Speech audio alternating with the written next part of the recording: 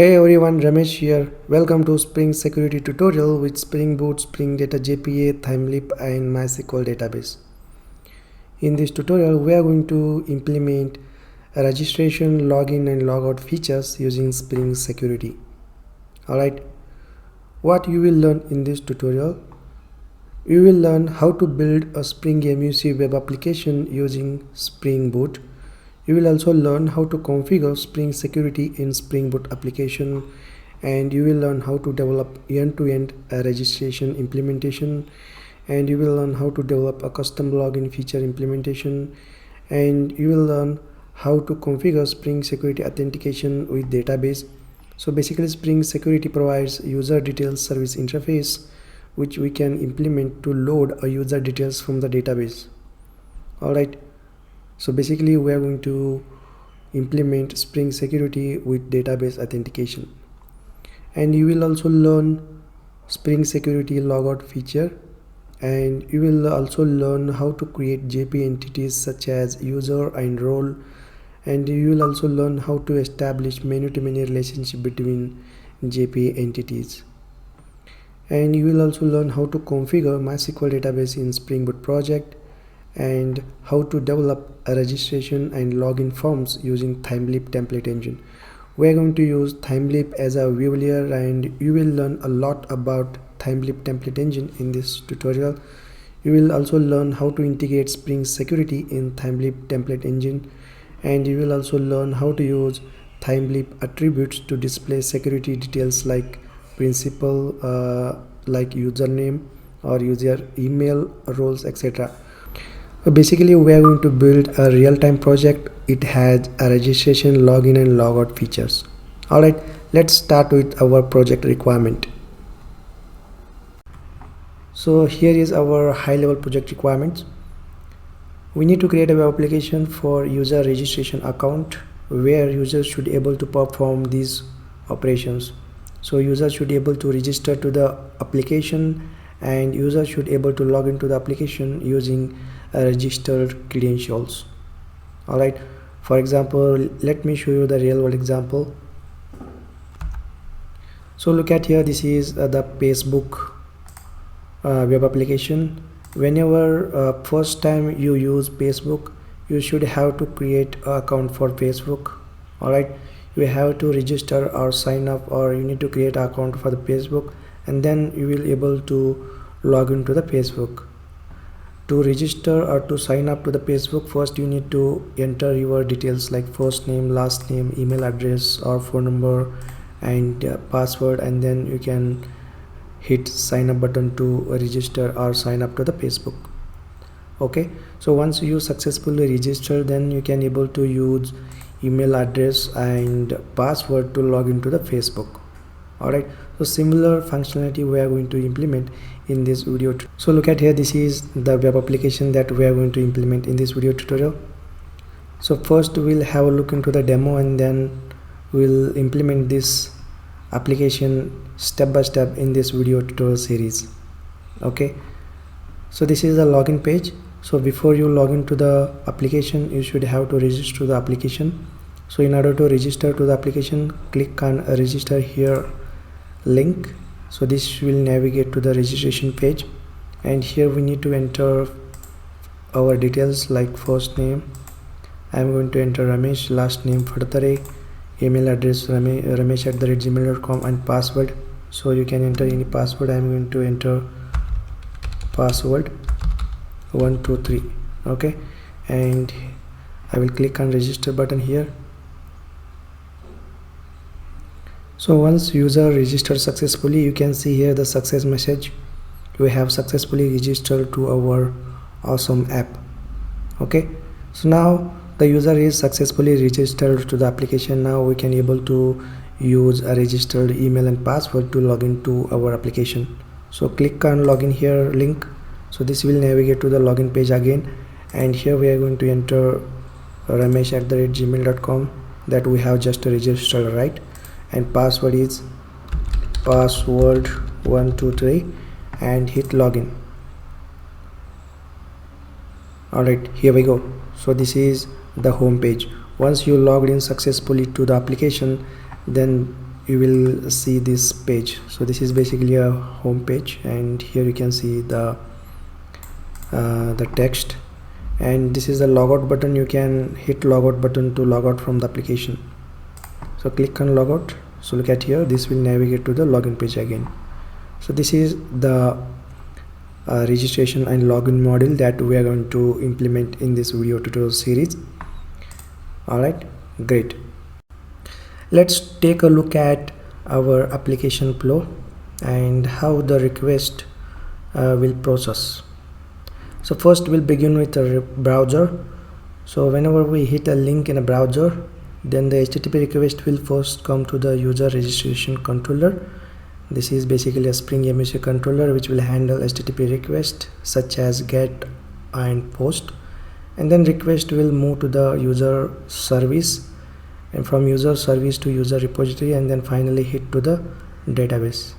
Okay, and again user repository will retrieve a data from the MySQL database, and user service will use user repository to get a data from the user repository, and user registration controller will get a data from the user service, and finally user registration controller will return a view, that is Thymeleap HTML template, to the browser for a rendering.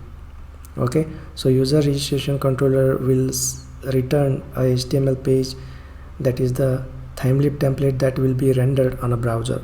So this is the typical flow in Spring MVC web application. Let's have a look into our application architecture.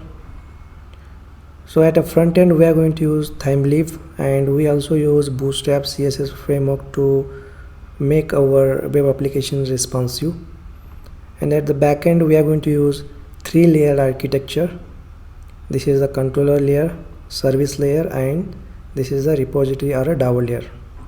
At the controller layer we are going to use Spring MVC to develop Spring MVC controllers which will handle HTTP requests, and at a service layer we keep all our business logic and transaction related stuff, and in a repository layer we are going to develop JPA repositories to interact with the database. So basically we are going to use Spring Data JPA to develop a repository layer, and Spring Data JPA basically we use to reduce a boilerplate code that is required for developing code operations for database. Okay, so basically repository layer is responsible for establishing a connection with the MySQL database, and it will expose database code operations. Alright, and at the database part we are going to use MySQL database. So this is a pretty much high level architecture of our Spring Boot application. Alright, great. Let's have a look into the tools and technologies that we are going to use in our Spring MVC web application. So we are going to use latest release of Spring Boot, that is 2.3 as of now, and we are going to use Spring MVC and Spring Security modules from the Spring framework, and Spring Boot 2.3 internally uses Spring framework 2.5.2.6 plus, and we are going to use Maven 3.2, and we use Maven basically for dependency management and project build tool, and we are going to use Java 8, and we use Spring Data JPA for developing a repository layer or a DAO layer. Spring Data JPA internally uses Hibernate as a JPA provider. We basically use Spring Data JPA to reduce a boilerplate code that is required to develop a DAO layer or a repository layer. And finally we are going to use Thymeleap to develop our view layer.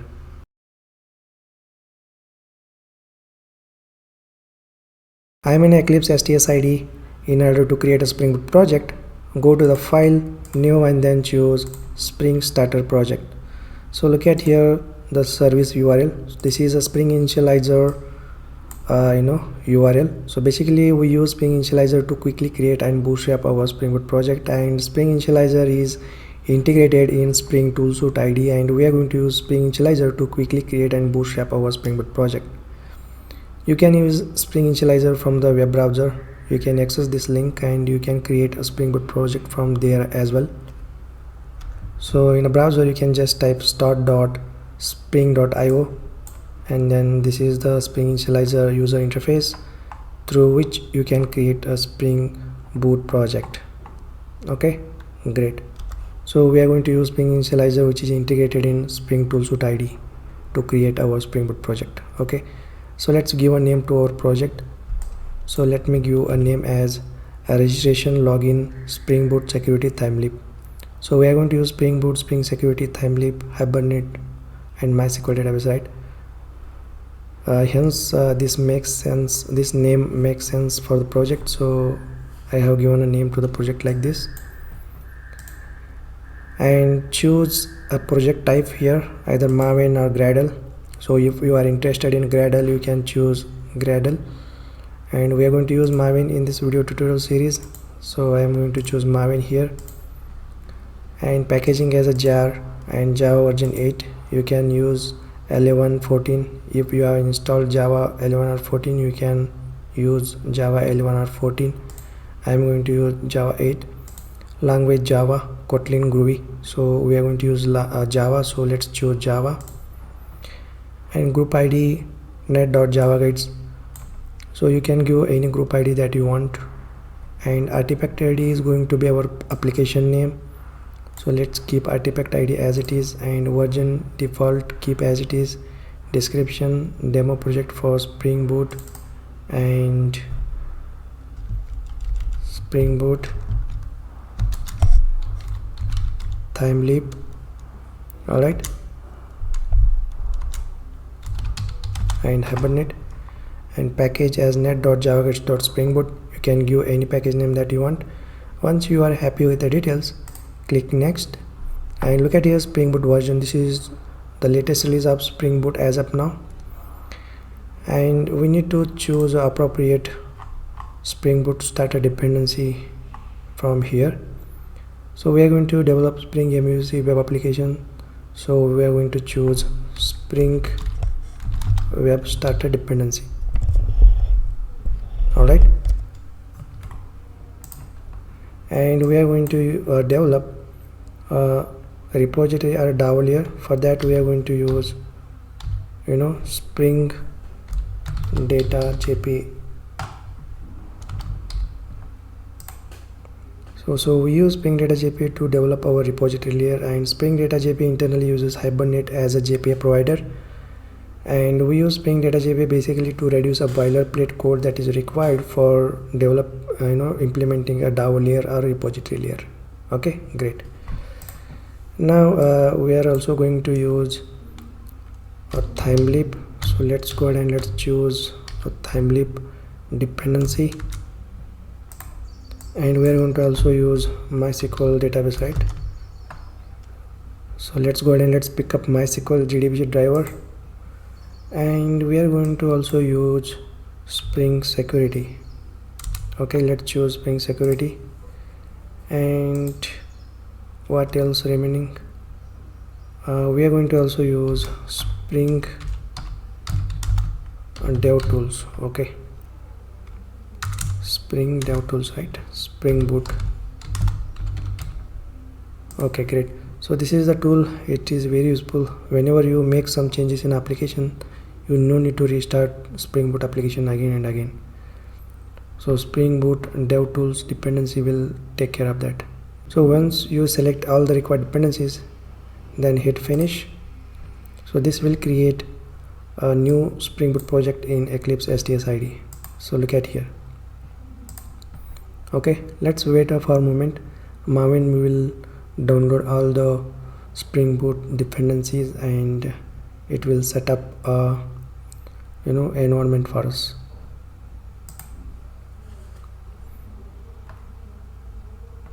So this is the default structure of our Spring Boot project. So whenever you create a new project using Spring Initializer, then this is the default structure of our Spring Boot project.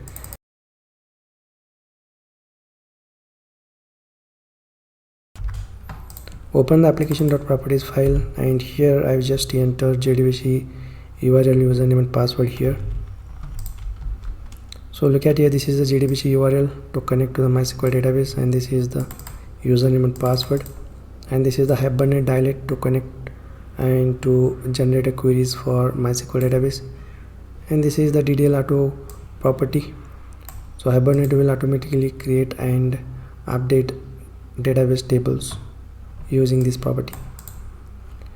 Okay, great. So this is a pretty much database configuration we required in our Spring Boot application. You can also provide a log levels for Hibernate. Let me also configure log levels for Hibernate so that we can monitor Hibernate generated SQLs on a console. Okay, so this is the debug log for Hibernate. Okay, so we have just configured debug and trace log for Hibernate. Alright, let's go ahead and let's create a database in MySQL server. So open MySQL Workbench. So MySQL Workbench is popular client to interact with the MySQL server. So inside MySQL database server we are going to create a database. Let's write the statement create database. Let's give a database name as demo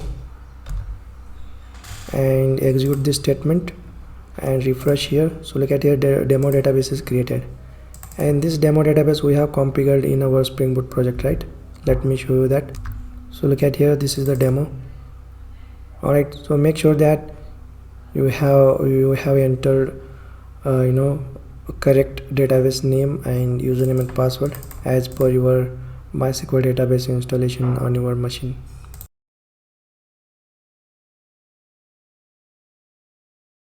Let's take a look at our entity relationship diagram. So we have a user table and a role table, and whenever we implement many-to-many relationship between these two tables, then third table will be created, and this third table will basically maintains the details of these two tables. For example, user table has ID as a primary key, and this primary key becomes a foreign key in a third table, that is users_roles table. And look at here, role table also has ID as a primary key, and this primary key becomes a foreign key in users_roles table. Okay, so remember, whenever we maintain many-to-many relationship between two tables, then third table will be created, and third table basically maintains the mapping between these two tables. Okay, great. We basically create user and role JPA entities, and we establish many-to-many relationship between them using JPA annotations. Alright, so let's go and let's first create a package, and let's name it as a model. Okay, so inside model package we are going to create JPA entities. So right click new and then class, and let's give a class name as user. Alright, so let's right click on a model package new, and then again create a class. Let's name it as a role. Okay, open user class, and let's define few instance variables.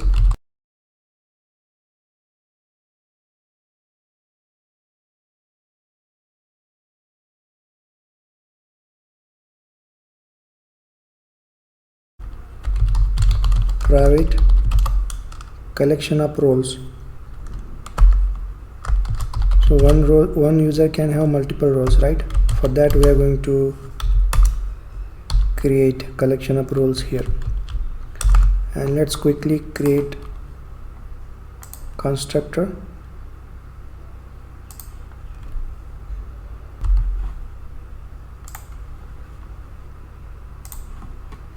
And let's also create a getter setter methods to access these private fields.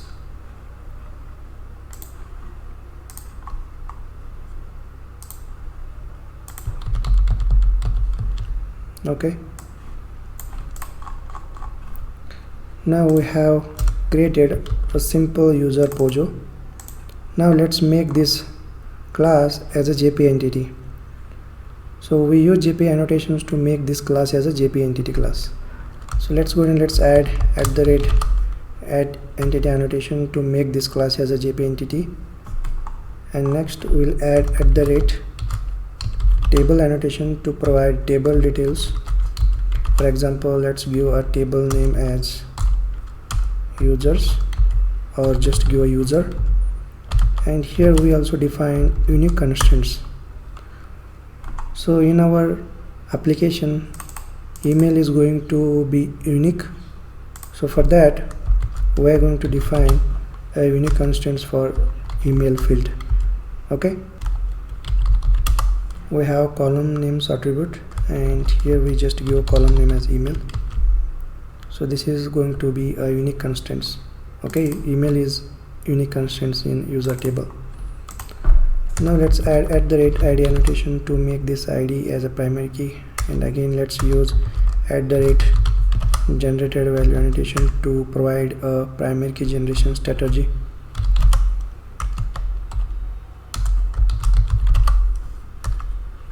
So let's give identity.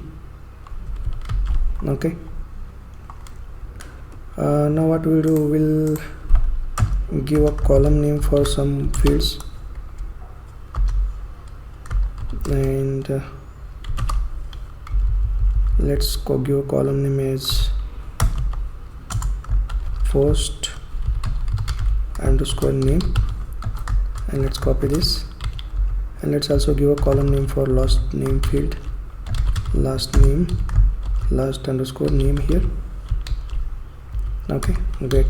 So if you don't specify @column annotation, then by default the name of the column is the field name, and here again if you don't specify @table annotation, then by default the name of the table is the name of the class.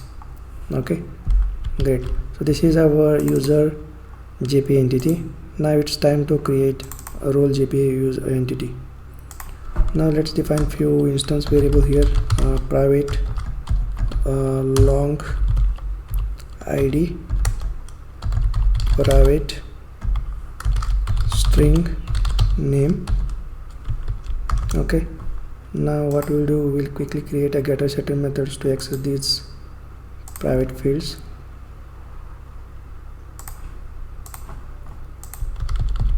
Okay, now let's make this class as a JPA entity by using JPA annotations. Use @entity annotation, and again @table annotation, and just give table name as role.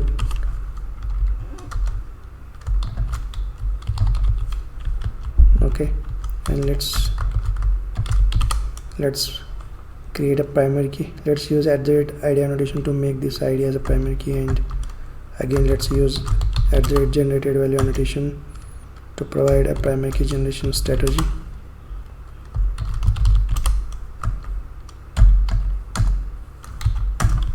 Okay, so look at here, we have a user JPA entity and role JPA entity in place. It's time to establish a many-to-many relationship between these two entities.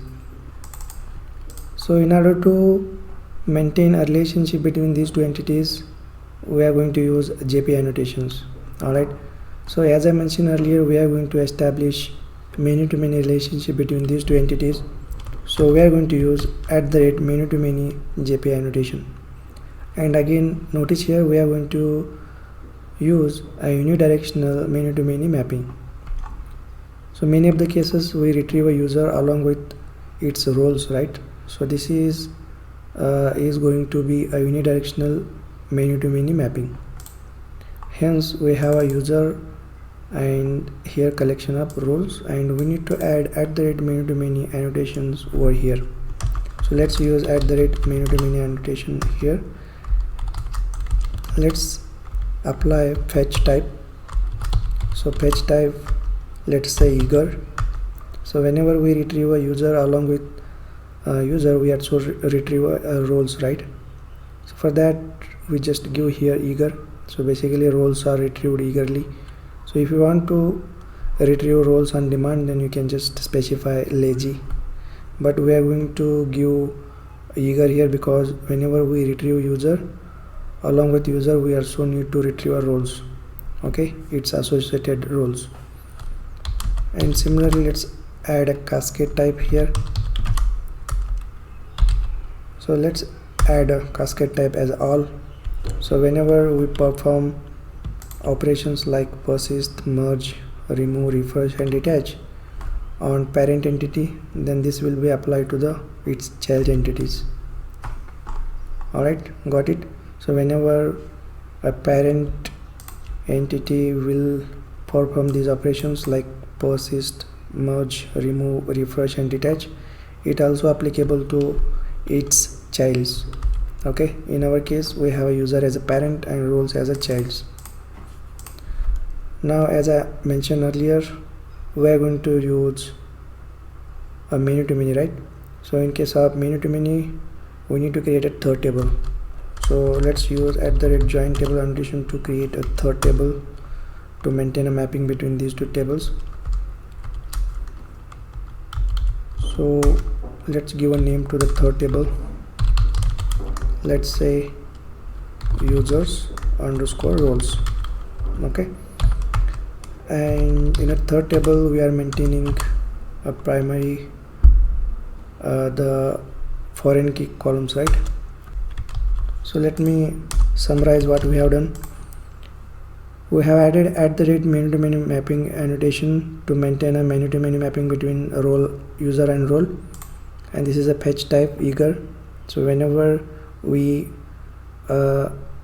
want to retrieve roles eagerly, then we can specify fetch type eager, and if you want to retrieve a roles on demand, then you can specify lazy here, and cascade type all.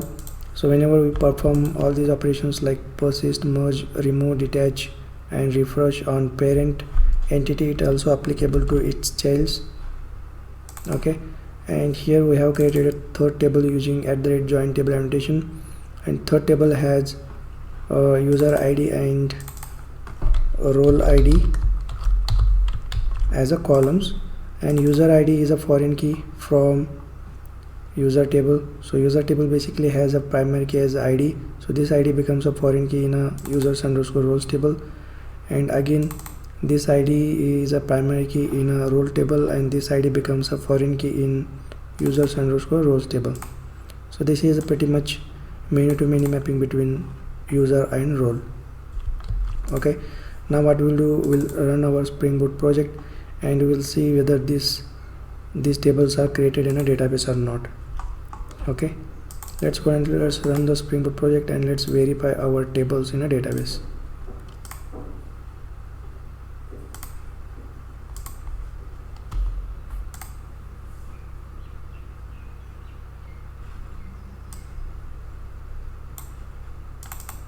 Alright, so look at here the logs printed on a console.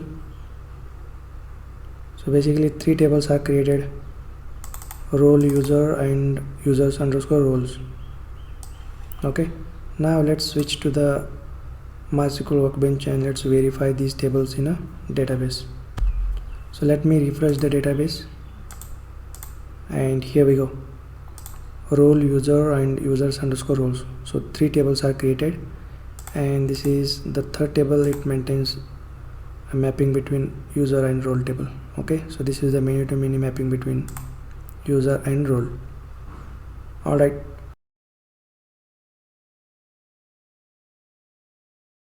so first we'll begin with a repository layer. So before creating a repository, we first need to create a package. So let's go ahead and let's create a package. Let us say a repository. Okay, under repository package we quickly create an interface. Right click on a package, new, and then choose interface, and let's call interface as user repository. Alright, and we are going to extend this repository from GPA repository. So GPA repository basically exposes database CRUD operations on user entity, and here we just need to type up the primary key as a second argument, and now we just need to annotate this interface with @repository annotation. Okay, now we can able to leverage a CRUD database operations for user JPA entity. Great. Now it's time to create a service layer. Right click, new, and just create a package first, service package, and then right click on a service package, new, and then let's create first interface. Let's name it as user service. Okay, so inside a user service we basically create a save user method, and we pass a DTO object. Alright, so first we need to create a DTO object. For that I am going to create a new package over here. Let's say web package. So basically inside a web package we keep all Spring MVC controllers as well as DTO classes. So inside a web package, again let's create a one more sub package. Let's call it as DTO. So DTO basically stands for data transfer object, and this is a design pattern. Okay, and we use DTO object to transfer a data between server to client and vice versa. Okay, instead of passing a single piece of information, we can use DTO object to pass a bulk amount of information from server to client. So I have created a complete video tutorial on DTO design pattern, and I have published on my YouTube channel already. If you want to know more about DTO design pattern, then you can just look it out. Okay, now we have created a DTO package. So inside DTO package we are going to create a DTO class. So let's say user registration DTO. Okay, so let's quickly create a few fields like private string first name, private string last name, private string email, private string password. Alright, and let's quickly create a getter setter methods to access these private fields.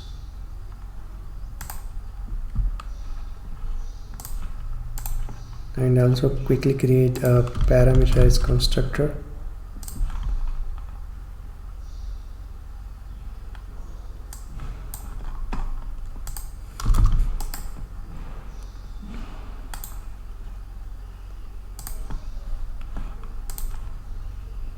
Alright,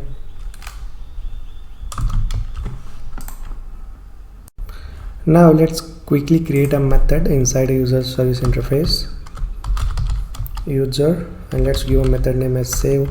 And here now we have created DTO class, so let's pass the DTO class over here. Alright, so this is the method that will basically save user registered data. Okay, great. Now let's quickly create a class. Right click on a service package, new, and then choose class. Let's give a class name as user service IMPL, and this class implements user service interface. And here we quickly override the method. Let's first annotate this class with @service annotation.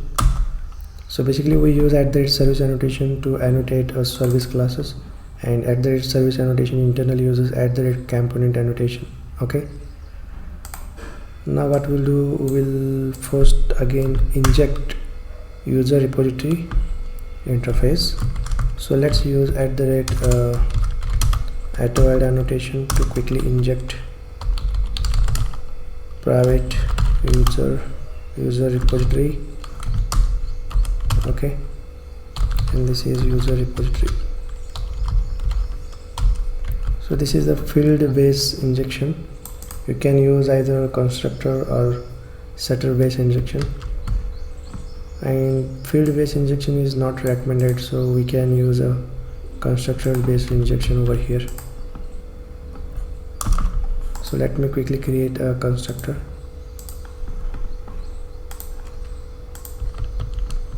Okay, alright, now let's create a user object here.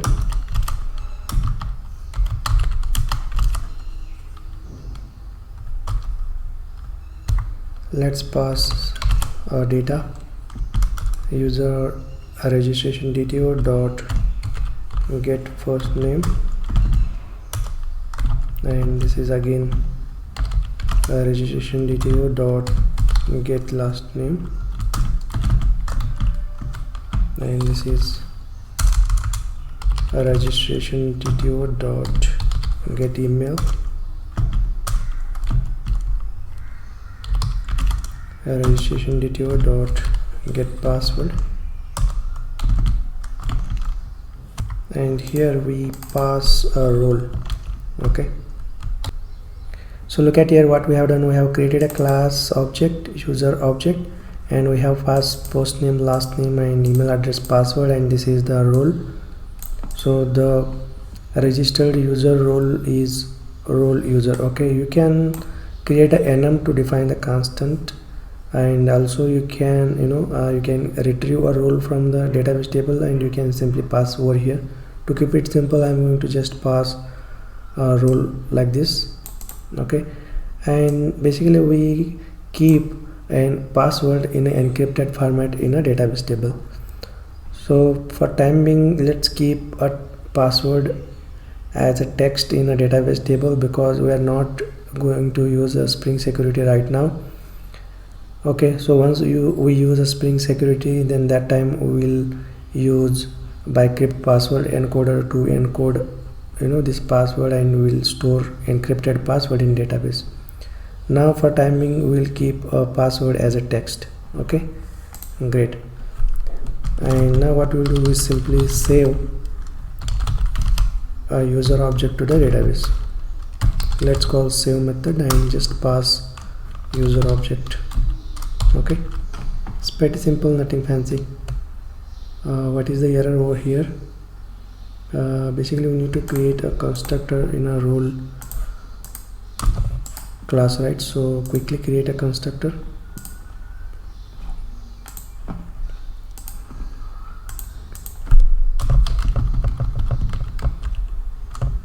Okay, alright, so we have completed service layer. What we have done, we have basically created a save method which will save a user registration data to the database. Now it's time to create a controller layer. So we have already created a web package, so let's go ahead and let's create a class over here. Let's name class as user registration controller, and let's annotate this controller with @controller annotation. So this is the Spring MVC provided controller annotation. We can annotate this class so that Spring will recognize that this is a Spring MVC controller, and it is able to handle HTTP requests. Now let's add @request mapping annotation, and here we just pass the URL like registration. Okay, and here we are going to quickly inject user service interface implementation. Okay, so we are going to use constructor based dependency injection here.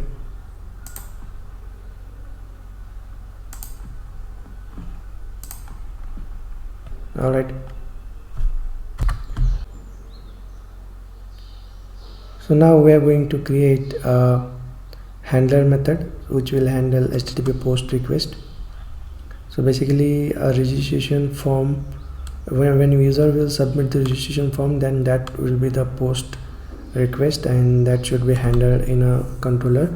So for that we are going to create a method handler over here, public and string, and method name is a register user account.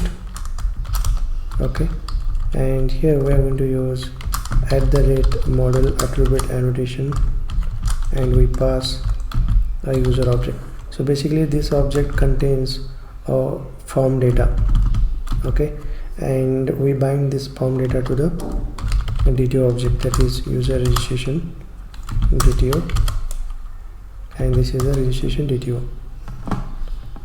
So I will show you how this data comes from the UI layer, that once we implement front end part.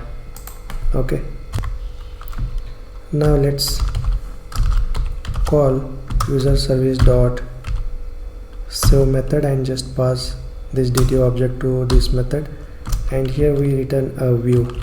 Okay, so look at here, we are just redirecting to the registration page with success message.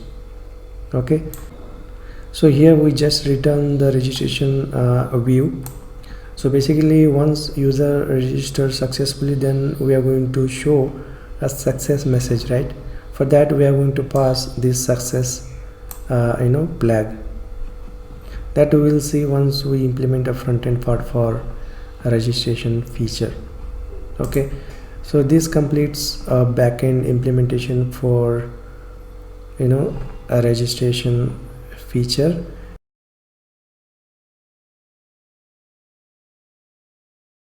So we are going to use ThymeLip. So first we are going to create a ThymeLip template engine. So look at here, this is the resource folder. Under that, this is the templates folder. Inside templates folder, we need to create a ThymeLip templates.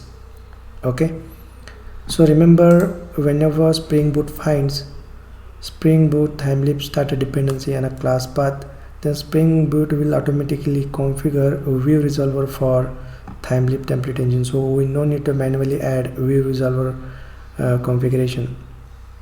Okay, great. Now let's right click on a templates folder, new, and then choose HTML file. Okay, and let's give a name to this file as registration.html. okay, now we have a registration ThymeLip template. So basically to handle this view, we need to create a handler method in controller. Okay, so basically whenever we hit a URL like localhost :8080/registration, then we need to have a method handler which will return a registration.html page. Okay, for that let's go ahead and let's create a method handler over here. Let's say public string, and let's call method as show registration form, and this method returns the view. So view name is registration.html. so let's say registration. Okay, we can skip .html extension because this will be automatically handled by Spring MVC. Now let's annotate this method with @getMapping annotation. So this is going to be a HTTP GET method, right? Okay, great. So look at here, this is the HTTP post request. Oops, we've forgotten to add a post mapping annotation to this method. So let's go ahead and let's add @post mapping annotation, because this method handler will handle post HTTP request, and this method handler will handle HTTP GET request.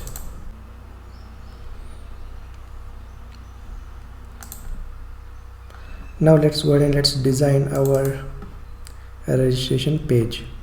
Okay, so first of all we are going to use a Bootstrap CSS framework to make our web pages responsive, and we again use Bootstrap CSS to style our web pages.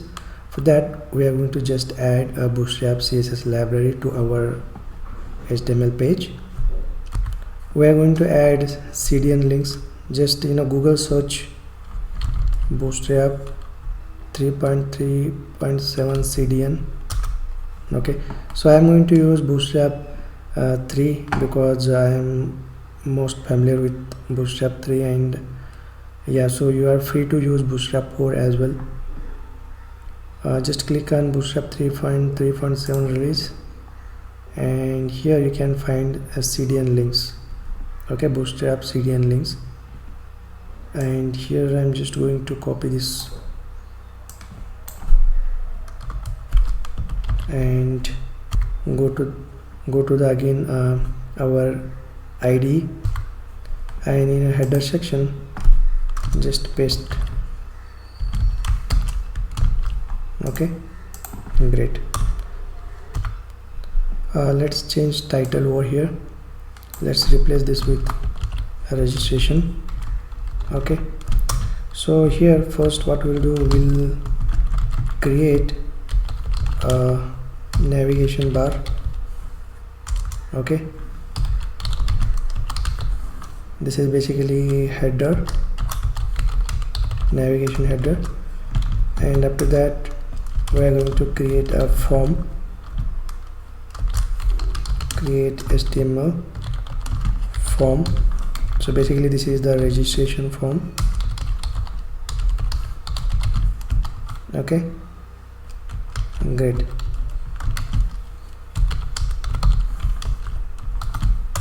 So let me add a code snippet. So we are going to use Bootstrap, so it's pretty simple to use Bootstrap provided navigation bar or a header. So let me quickly add a snippet here. Alright, so look at here, this is the navigation fixed top bar. So this is basically a fixed header, and these are the Bootstrap CSS classes, and this is a container, and this is the navigation bar header, and this is the button for, and here we have a registration and login module text. So this is basically, this will navigate to the home page. It's pretty simple, navigation bar. This is the code snippet. It is available on a Bootstrap official website as well. We can just search and we can just copy and paste it over here. Okay, so this is the fixed navigation top bar. Now let's go ahead and let's design a registration form. Okay, so now we design the registration form step by step. So first let's add a div container over here, div class container. So container is a CSS class provided by Bootstrap. Okay, and here we add one more div and class. So we basically add a row. Row is again a CSS class provided by Bootstrap, and again we create one more div and again add a Bootstrap CSS classes. Like we need to render a form in the middle, so let's add a Bootstrap grid CSS classes. Okay, so this is a column 6. So please go through the Bootstrap CSS grid system, how it works. And basically a grid system is divided into 12 columns, and we are going to align our registration form in a center. So for that we have added offset here. Okay, now once a user registers successfully, then we need to show the success message, right? For that, here we are going to add a snippet. This will show a success message. So here I am going to just write the comment so that it will be easy for you to understand. So look at here, I am just going to add a message like you have successfully registered to our awesome app. Okay, and this is the Thymeleap attribute. This is the if condition. If the attribute is success, then we show this message. Okay, so let me show you where this comes from. So this comes from here, from the controller. So look at here, once a user successfully registered, then we just redirect to the registration page with success. So this is the flag. All right, this is the flag indicates that a user is successfully registered, and this flag we are just retrieving here, success param.success, and if this is true, then we just show this text. Okay, understood? Great. Now let's create a form. Let's add a h1 tag first, and let us say registration. The registration. Now let's go ahead and let's create a form. form, and let's make this action as TimeLeap attribute. So this is the action. Basically we add here a URL / registration. So at means that at here is that it is a context path of our application, and this is the URL. So once user submits a registration form, then this request will goes to the controller over here, and this is the post request. So this will call this method handler. Okay, and here again we provide a method is post. Alright, so again look at here, this is the important part, th::object. So this is the TimeLeap attribute, and here we need to provide a object, and this object basically TimeLeap will get this object from the controller. Okay, so we basically create a one more method here which returns a empty user object. Okay,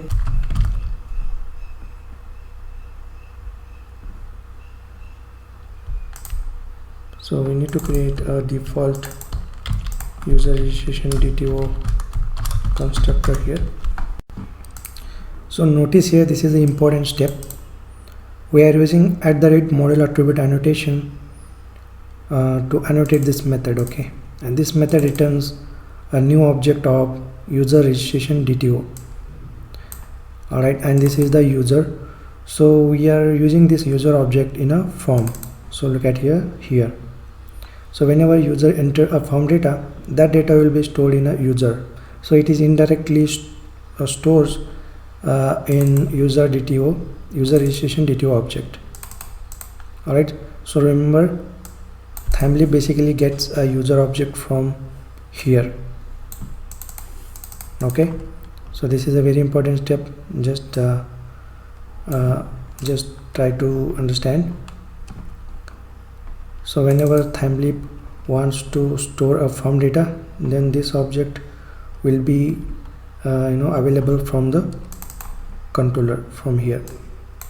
So instead of this, you can also pass the empty object here. So you can just create a model, okay, like this, and simply you can pass model dot add attribute, and here we can pass user, and here you can pass object of the user registration DTO class. This also works. Okay, so to keep it simple, I am going to use this approach.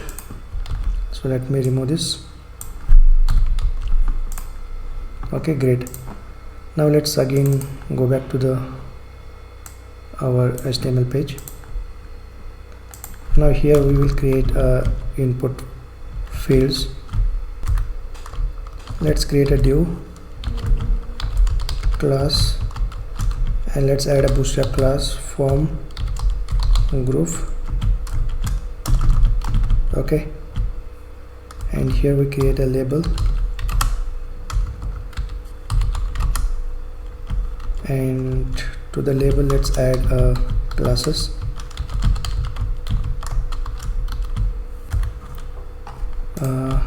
Control label, and here we have for attribute, and let's say first name, and label is first name, right? And inside a label, outside a label, we just create an input field, and I add an ID here. So ID is first name, and let's also add a class.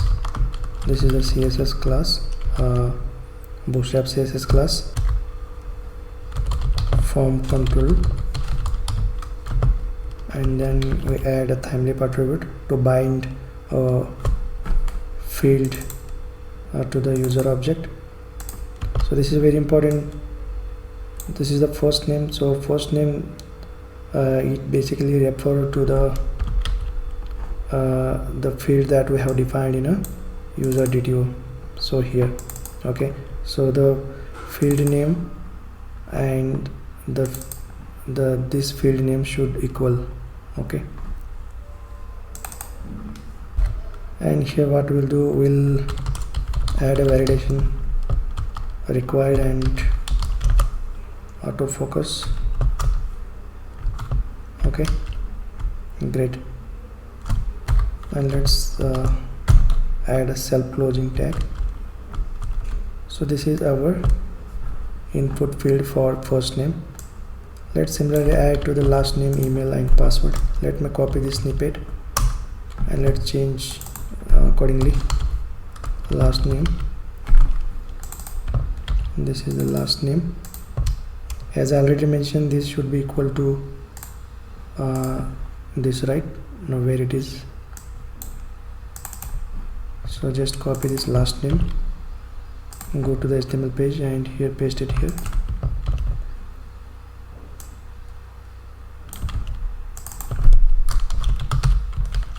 Okay, now again just copy this, let me format, let me copy this and we're going to add email, right? Email field, so let's change accordingly. This is email and ID email, this is also email. Alright, let's copy again and let's add a password field, password. And for password we don't want to show the password, so for that we are going to use type here, type equal to password. Alright, and let's change this.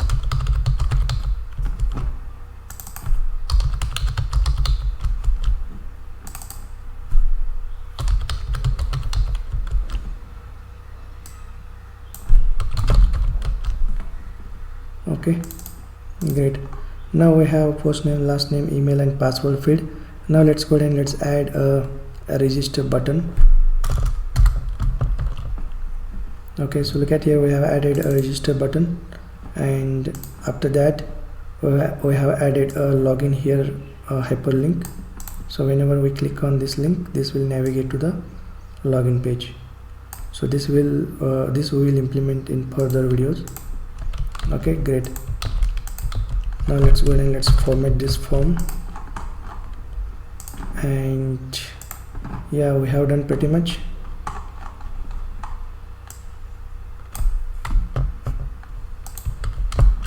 Okay, now let's go ahead and let's run the Spring Boot project and let us see how it looks. Right click on our main interpreter class and then run as Spring Boot app.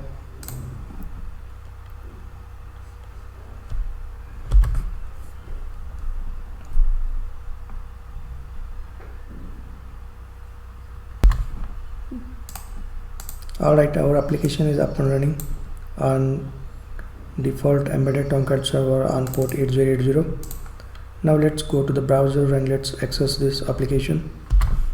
So in a new tab, just type localhost 8080. Okay, and we need to give a URL like registration. So this is the URL to get a registration form. Okay, so look at here how it looks like. It looks good, right? So again we need to slightly modify our HTML page. Go to the HTML page again, and here we need to add a break tag. Save it. Let's go back to the browser, refresh. Here we go. Now it looks good, right? And look at here, this looks responsive. We have added Bootstrap CSS classes to make our web page responsive. So look at here how it looks like. It looks good in mobile devices as well as laptop, desktop. Alright, it will support basically in all the devices. Okay, great. Now what we'll do, we'll fill up the details and we'll register a user to see whether this functionality properly works or not. For that, let's go and let's add a new user.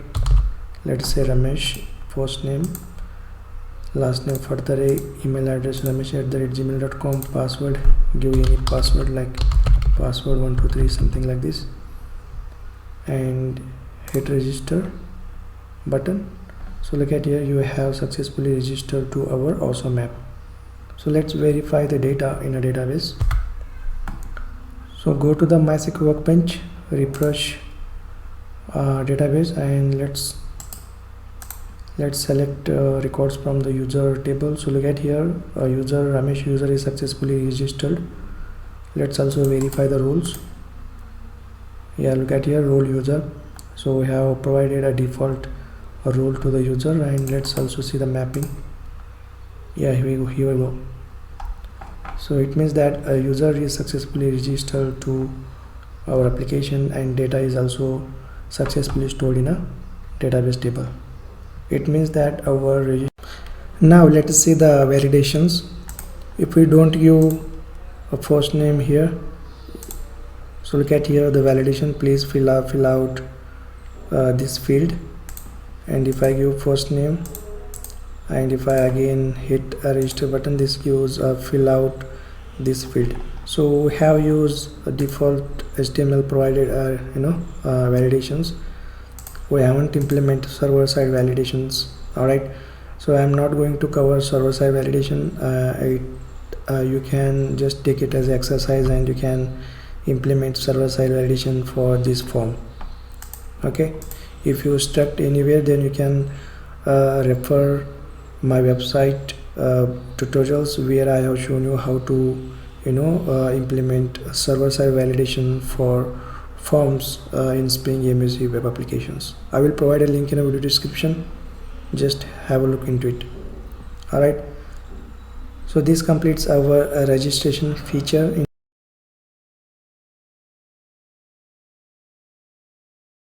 Great. So let's have a look into first Spring Boot auto configuration for Spring Security.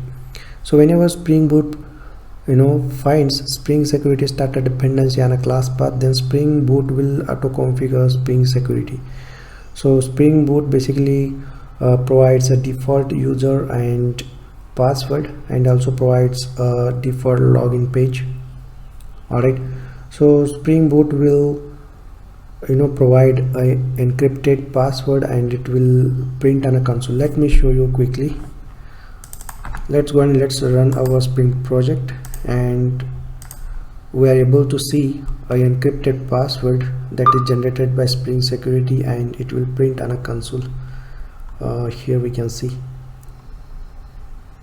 Yeah, here we go. So look at here, this is the generated security password, and it is in an encrypted format. Alright, and Spring Security also provides a default login page. Let me show you. Go to the browser, and in a tab just type localhost 8080. So look at here, this is the default login page provided by Spring Security. And yeah, so you can either use a default login page, or you can also provide your custom login page for your application. So it's depends on you and as per the requirement. So in this project that is registration and login tutorial series, we are going to create our own custom login page, and we are not going to use a default Spring Security provided login page. Alright, great. So this is how default auto configuration provided by Spring Boot. Apart from that, you can also use some predefined properties here. So look at here, these are the two properties provided by Spring Boot to default configure user and password. Alright, so also it provides roles.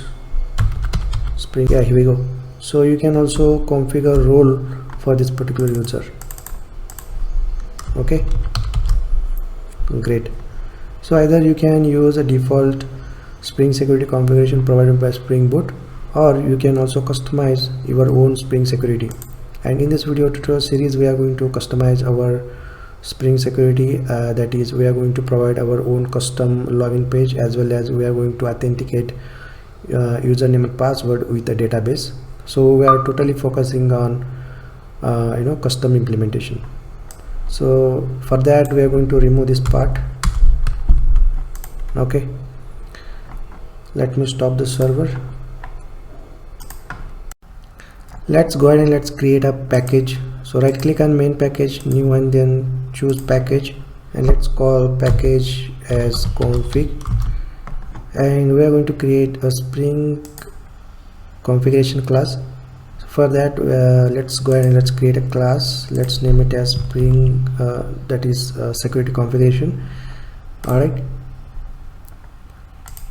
Alright, so let's use add configuration annotation to make this class as a Spring configuration class. So let's add configuration annotation, and also we need to add @enable web security configuration. So this will basically integrate Spring Security with Spring MUC, and it will also enable web security support. Okay, and again here we need to extend web security configure adapter class. Alright, so basically this class provides convenient base class for creating web security configure instance. The implementation allows customization by overriding methods. So basically this class provides overloaded config methods to provide our own custom configurations. So we basically override couple of config methods and we will configure Spring Security. Alright, let us see how to do it. Let's override config method.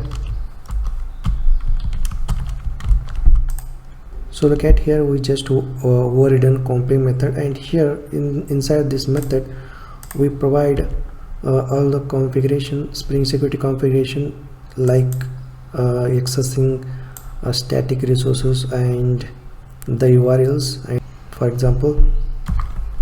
So let me quickly write the code to configure the URLs.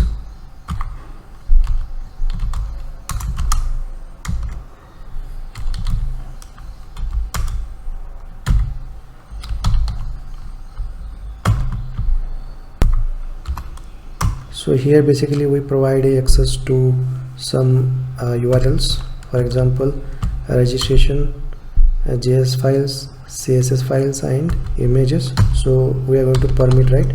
So let's call permit all method, and again we are going to authenticate any request, right? Any request dot authenticated. Alright, and then we are going to use form login, right? For that, let's call form login, and then the login page. So we are going to create a custom login page, and we need to configure a URL to access custom login page. For that, just provide a URL here like this, and then permit all. So we are permitting this URL. Basically all the users can able to access this URL, and then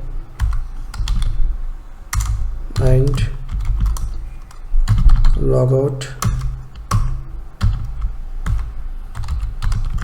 invalidate HTTP session true, and then clear authentication also true. Alright, and then we provide a logout URL configuration.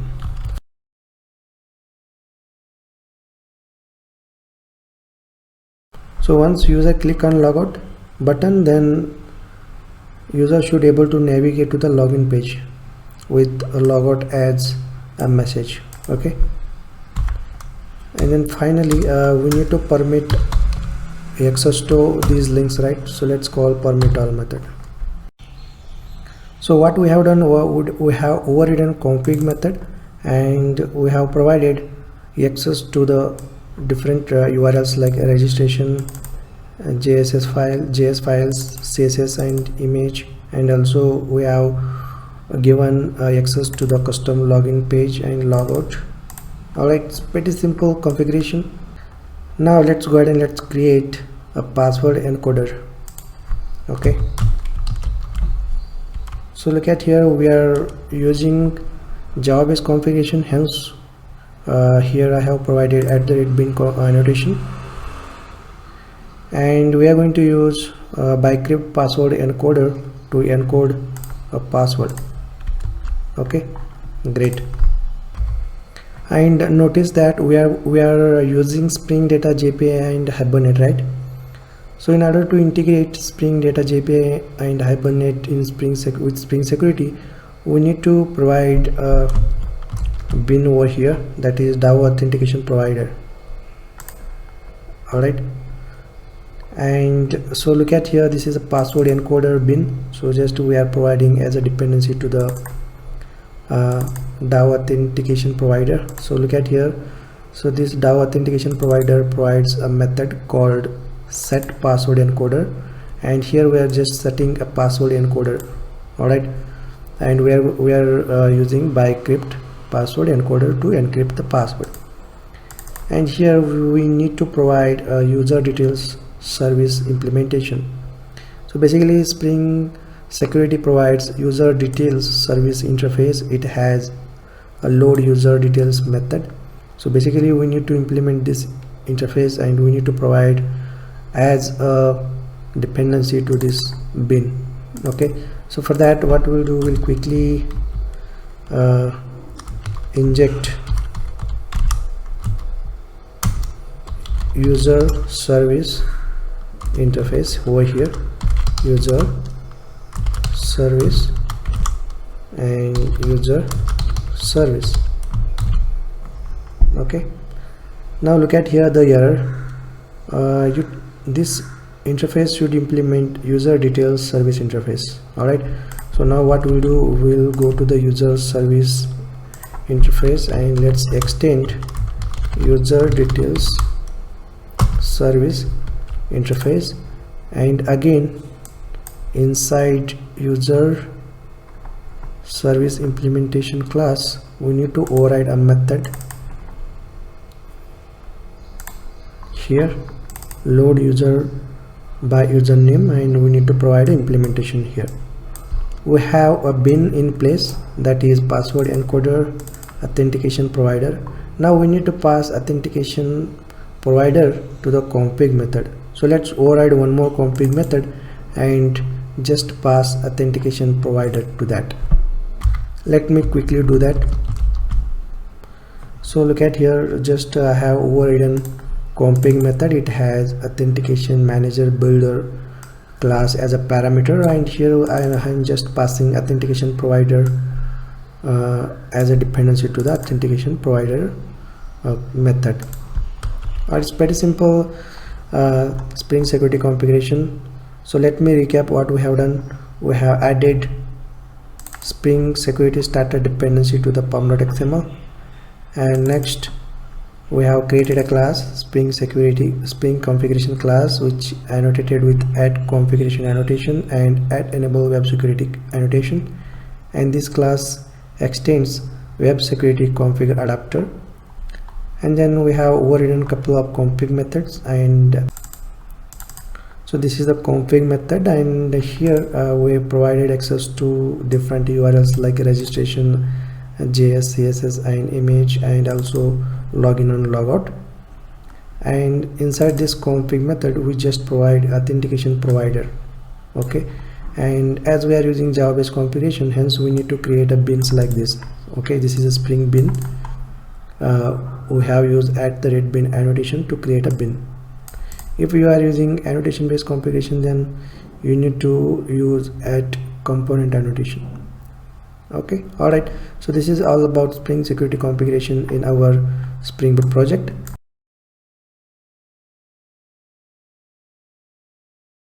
We need to provide one more method in a user repository. Let me quickly. So here basically we write a method and this method will retrieve a user object by email address. Okay,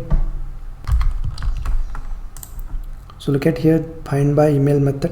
So this method will basically retrieve a user from the database by email. Okay, so this is the method naming convention that we need to provide for Spring Data JPA. So Spring Data JPA basically create a database queries based on the method names. Okay, so this is the method. So this method will basically retrieve a user object by email address. Now let's go back to the user service IMPL class. Let's go ahead and let's write logic here. Okay, so let's first retrieve a user object from the database, user, and then here user repository. So inside a user repository, just we have created a method, right, that is find by email, and here we need to pass email address. So username is nothing here, nothing but email address over here. So from the login screen we pass an email address and password.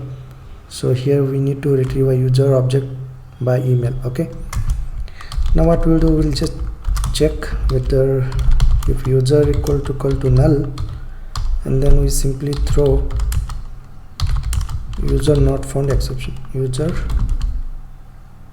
not found exception, and let's give a user defined message over here, that is invalid username or password, something like this. Okay, and here we just return a user object. So notice here, this is the important. So this user object is basically belongs to Spring Security. Okay, so this is the user object that we need to return. Alright, so user details is an interface, and user is the class which implements user details interface, and user object is basically belongs to Spring Security. And here we need to just provide a data user dot get email, and then provide user dot get password, and here we need to pass the roles. So let me create a separate method to retrieve our roles. For time being I'm just pass null here. Okay, and here what we'll do, we'll create a method which will map roles to the authorities. Let's say private, and here we have collection, and this should extends granted authority, and let's call method name as map roles to authorities, and here we simply pass collection of roles. Okay, so what we are going to do here is we are going to simply convert role into authorities. So Spring Security expecting authorities, right?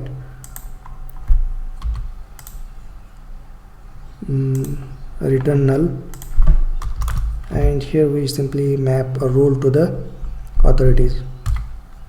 So let's use stream API, for example roles dot stream. So we are going to leverage Java features here, and then map, and we are going to simply iterate over a stream of roles, right? So here role, and here let's use lambda expression, and this is a simple granted authority, and here we simply pass the role name, that is role.get name, and finally we simply collect the result, and here let us say collectors dot to collection, right? To collection is not there, so just pass to list. Okay, and let's remove null here. We have just created an object, so let's return this. It's pretty simple, right? So what we have done, we have just converted roles into stream. On top of stream, we just map a role, and we converted role into simple granted authority object, which is the Spring Security provided class, and we just pass a role name to the simple granted authority class. And finally we collected a stream into a list. Okay, finally we converted stream into list, and just we return this list here. Okay, and here we have passed null, right, previously. Now we have created a method, so let's go ahead and let's pass method instead of null over here. So here what we'll do, we'll simply get roles from the user object. That's it. It's pretty simple, right? What we have done, we have retrieved a user object from the database using find by email method, and we have just checked whether user is null or not. If it is null, that we simply throw the user not found exception, and if user is not null, then we just create a user object that is provided by Spring Security, and we pass email and password and roles to the user object.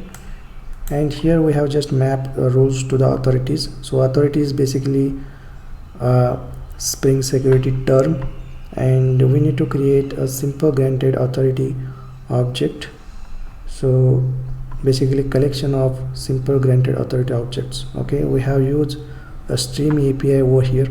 We converted roles into stream, and stream provides a map method. So here we simply map a role to the simple granted authority, and finally we collect the result as a list and we just return.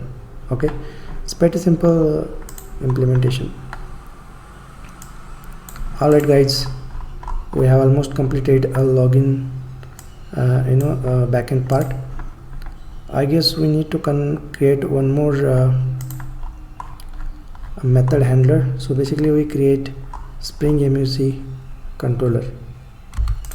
So go to the web package and new, and then create a class. Let's call this class as a main controller. So this Spring MUC controller will basically serve Thymeleaf templates. Let's annotate this class with @controller annotation, and inside this class we are going to create a method called log public. This returns string and login. Okay, so let's return simply a login page,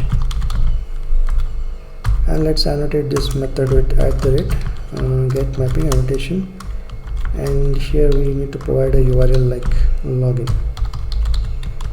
Okay, so this method handler will return a login page. So whenever we access a URL, a login URL from the browser, localhost 8080/login, then this method handler will get called, and then this method handler will simply return a login Thymeleaf template. So let's go ahead and let's quickly auto-wire private. This is Bcrypt password encoder. Okay, now let's use encode method of this class here.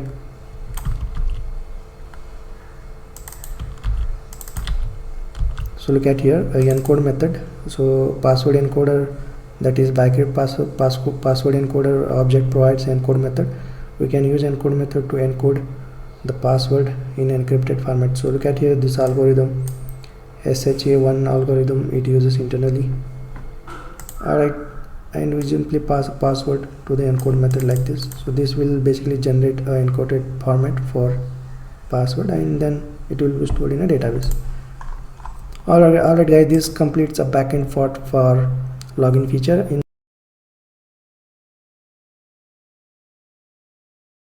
So go to the templates folder. Within a templates folder, right click new and choose HTML file. If it is not there, go to the other and here choose HTML file. Let's give a name to the HTML file as login.html. HTML page.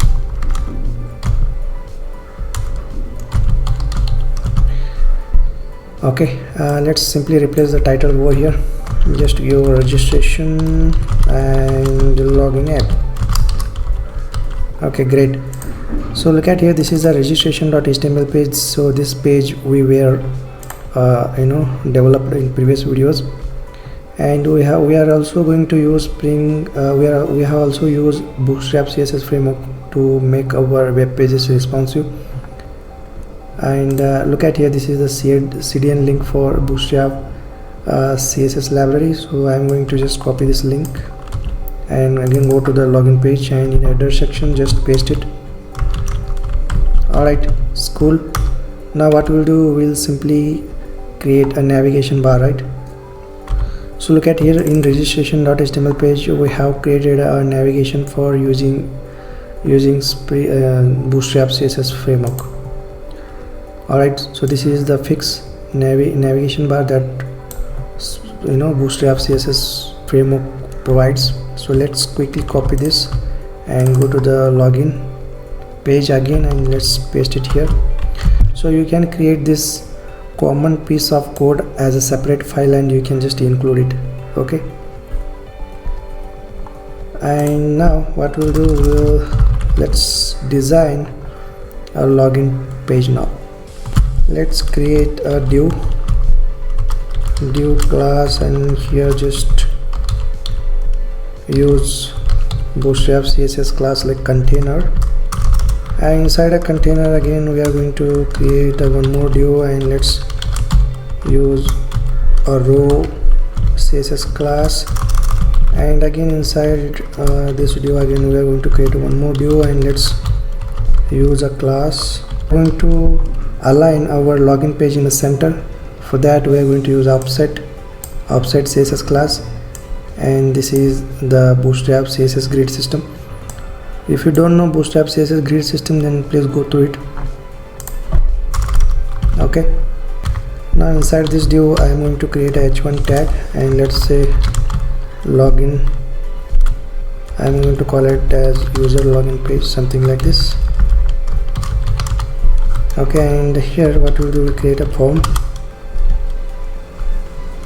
and here we are going to use ThymeLib attributes. So this is the ThymeLib action attribute, and here let's use @. So @ is basically a context path of our application, and here we provide a request URL. So once we click on a submit button, then this request will be handled, and again this is the post method, right? Great. Now what we will do, we'll add a div here. Basically whenever user enters invalid username password, then we simply print here a error message. Okay, so let me quickly add a div here. So look at here, if user enters invalid username and password, then we just check whether if there is any invalid username and password. If it is there, then we simply print invalid username and password like this. Okay, great. So let me add one more div here. So whenever user click on logout button, then user should be able to navigate to the login screen with a logout message, right? Let us say logout message. For example, if user click on logout button, then user will navigate to the login screen, and in a login screen we popped up, you have logged in successful message. Okay, so basically this param.logout comes from here. Let me show you.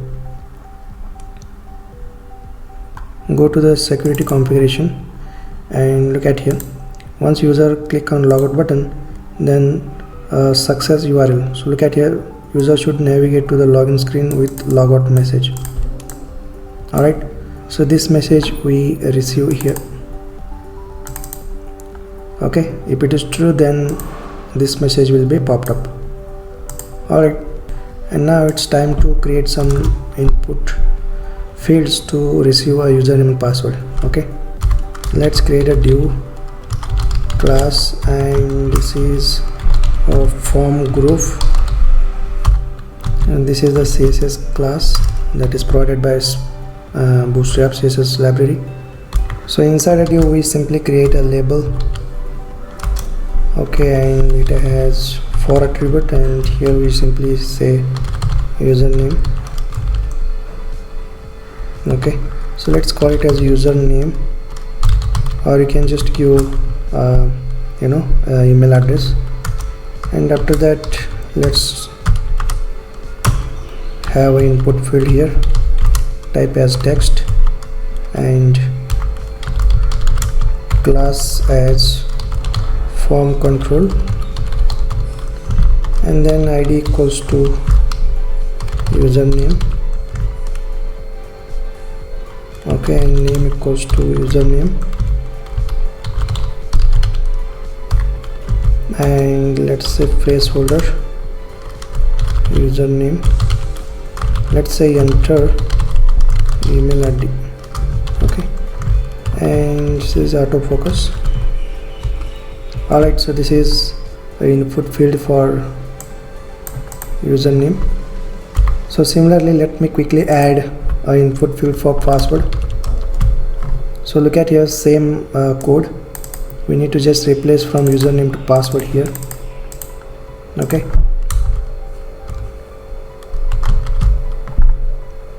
and here input type is password, id, name, and again placeholder password, enter password. Alright, so once we have username and password fields, next to create a submit button. Let me quickly create a submit button. So look at here, same code. So this is a div with CSS class form group, and we have created a row. Inside that we have created an input type as submit. So this is the button. So once user enters username and password and it hits a button, this login button, then this request will be processed by Spring Security. Alright, now what we'll do, we'll add a link over here.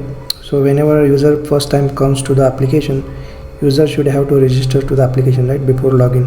So we provide a navigation link over here. So after this div, just add a button called a registration. So if user is new to the application, then user should click on register here link. So this will be handled by registration method handler, which is written in here, user registration controller. Okay, great. Now this completes front end part for login feature. Now let's go ahead and let's quickly test this one. Okay, let me run the Spring Boot project quickly.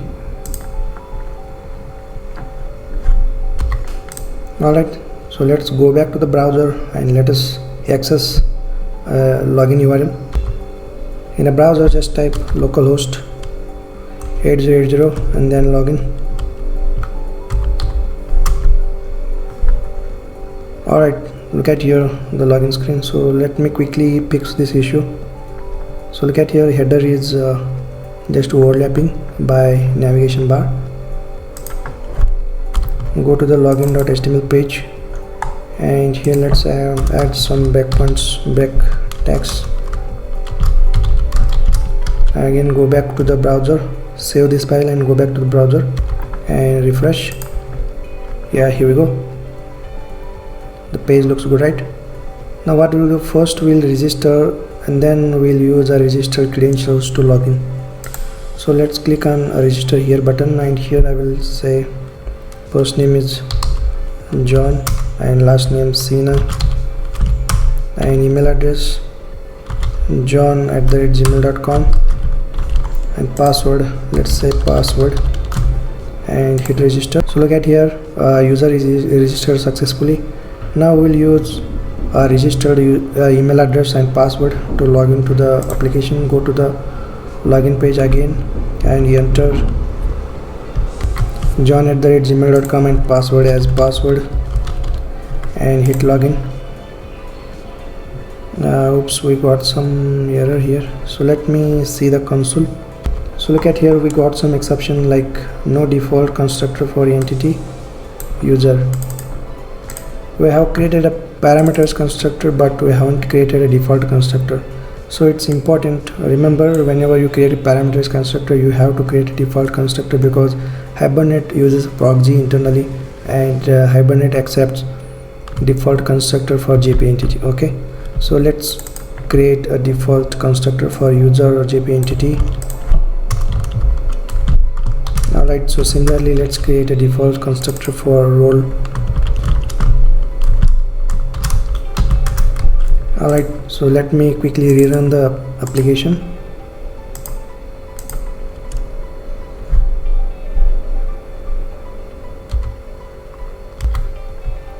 Now let's go back to the browser and just type login, localhost 8080 login.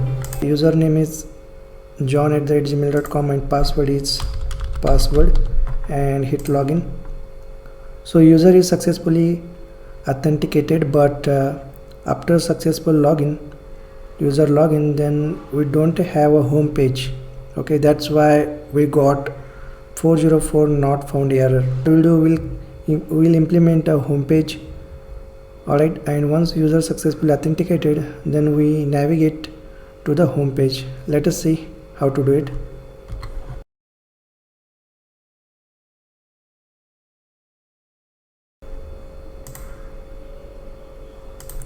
So what we first will do, we'll create a handler method to handle a home page request.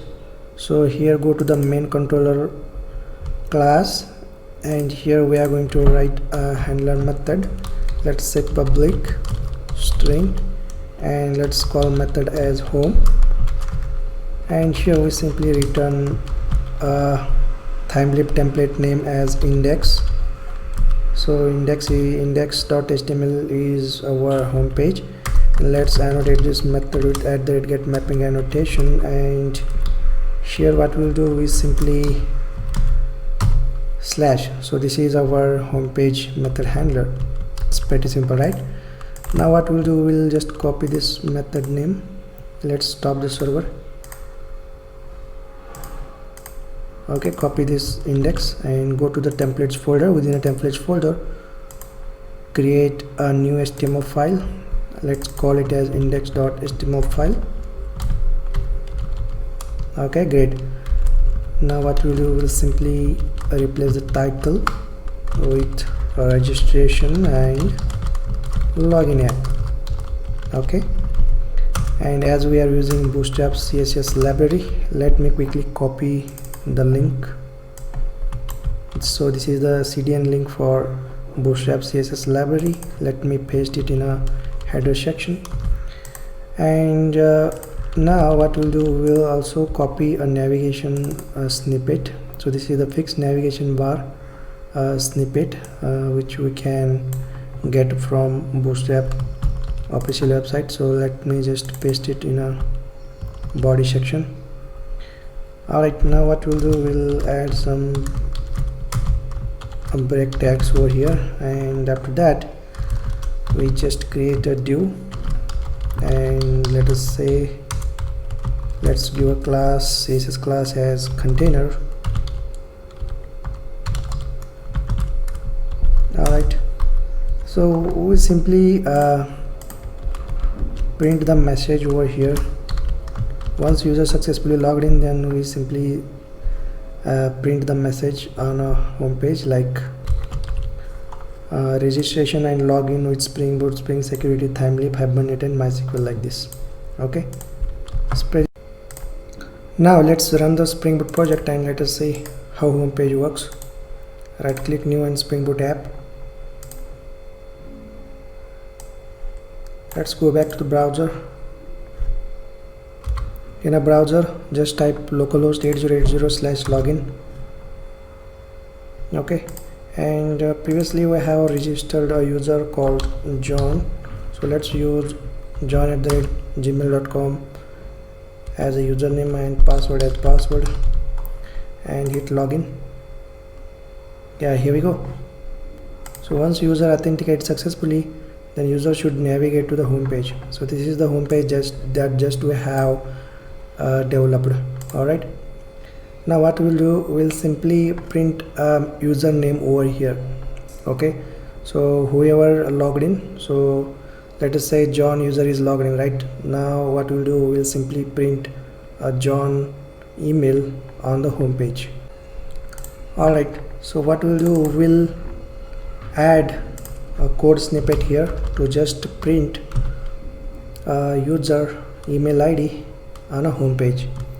So this is a very important step. So just remember, whenever we want to print user, that username that is provided by Spring Security on a Thymeleap, then we need to perform these steps. So first we need to add Spring Security Thymeleap integration dependency. So let me quickly show you how to do it. Go to the pom.xml, and here let's add Thymeleap Spring Security dependency. So this dependency will provide integration with Thymeleap and Spring Security. Alright, so this is the important dependency that you need to have a look into. So whenever if you want to use Spring Security related attributes, or you want to print something related to Spring Security on a Thymeleap, then you need to use this dependency. Okay, once you use this dependency, then what we will do, we will simply print a user email address on a home page. So look at here, this is the Thymeleap attribute related to Spring Security and principal.username. So Spring Security will provide a username like this. So this is the syntax to retrieve a username from the Spring Security object. So this will print an email address of logged in user. Okay, now in order to avoid this warning, so this is the warning, right? So what we'll do, we'll add attribute to the HTML element, like, so this is the Thymeleap URL that we need to add to the HTML element in order to avoid the warnings. Okay, now let's go back to the browser and let us see the username should populated on a home page or not. So let me again log in, john@gmail.com, and password, and hit login. So welcome user. Okay, we haven't printed an email address. Let us see what is the issue. So let me restart the server and let us see the changes. So changes are not reflecting on Thymeleap HTML page. So let me just quickly restart the server and let us see the changes. Okay, go back to the browser again. So just refresh the login URL, give username as john@gmail.com and password as password, and hit login. So look at here, welcome john@gmail.com. Alright, so logged in user email address is printed on a home page. Okay, so once you change Thymeleap template, then you may restart the Spring Boot application. Then you can see the the Thymeleap template is reflected with username. Okay, so this is the important step. So whenever you want to populate Spring Security related stuff like username, roles, etc., then you need to add Spring Security with Thymeleap dependency, like just we have added in a pom.xml, right? So this is the dependency you need to add, and then you need to provide attributes like this. Okay, great. Now what we'll do, we'll add logout implementation.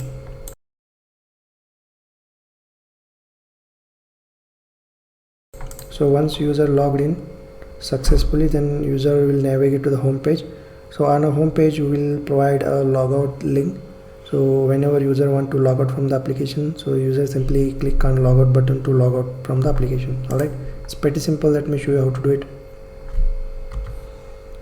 So here inside a navigation snippet, so here what we'll do, we'll add a logout link here. So look at here, this is the div just I have added, and this is the link logout. Okay, so you can add any other tabs here like home, about us, or services, etc. So for time being we keep a logout tab over here. Okay, so once user click on logout, then this request will be handled in a security configuration class.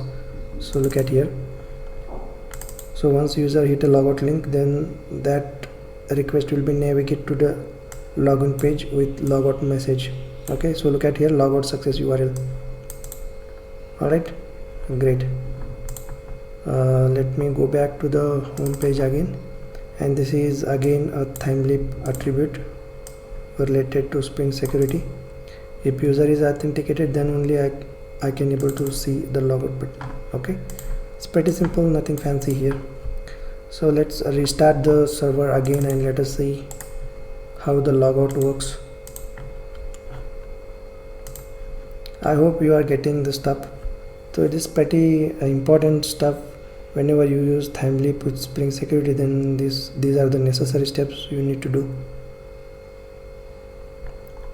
Server is already started, so let me stop the existing server and restart again.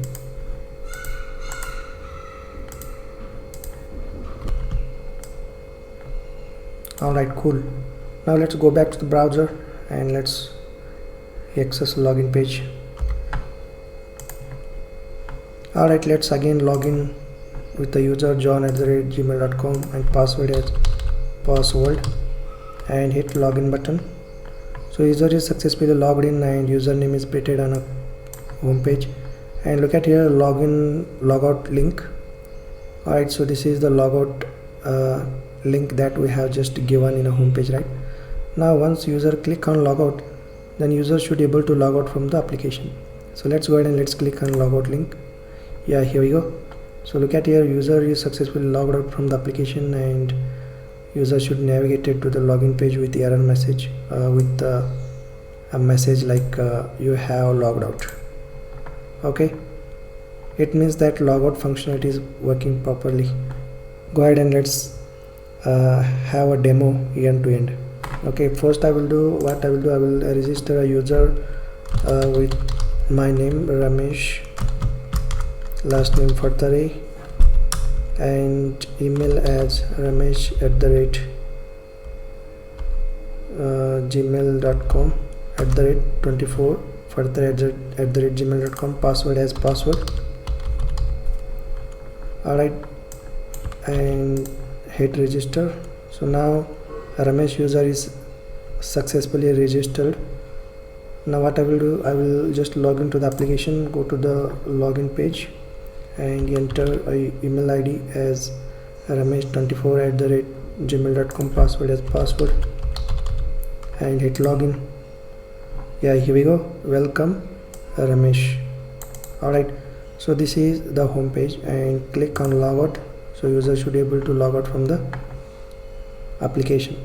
So this is the end-to-end registration and login module that we have implemented in this video tutorial series. Alright guys, I hope you found this video tutorial useful. I have hosted source code of this video tutorial on my GitHub repository. I will provide a link in a video description. I have also created a blog post on this video tutorial, and I have also published on my website.